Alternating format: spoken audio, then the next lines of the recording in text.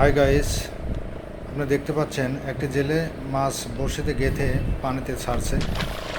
এই বড়শি থাকা মাছ দিয়ে অন্য মাছকে শিকার করবে। এই পরিষ্কার পানির মধ্যে এই মাছটা যখন নাড়াচাড়া করবে, তখন বড় মাছ যেগুলো, সে মাছগুলো এই মাছকে খেয়ে ফেলবে।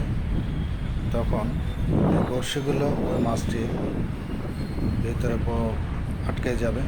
তখন জেলে আস্তে আস্তে মাছগুলো কী করবে, টেনে তুলবে।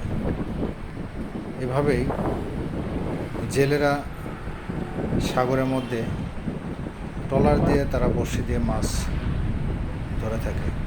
সেটা আপনারা দেখতেই পাচ্ছেন স্ক্রিনে, কত সুন্দর করে তারা মাছ ধরছে। এবং মাছটা যখন ধরে তখন তারা যে মাছ ধরার একটা লম্কড়ো দিয়ে মাছটা ধরে মাছকে নৌকার উপর রাখার পরে মাছটিকে পুনরায় তারা আবার আইস করার জন্য ফ্রিজের মধ্যে রেখে দেয়।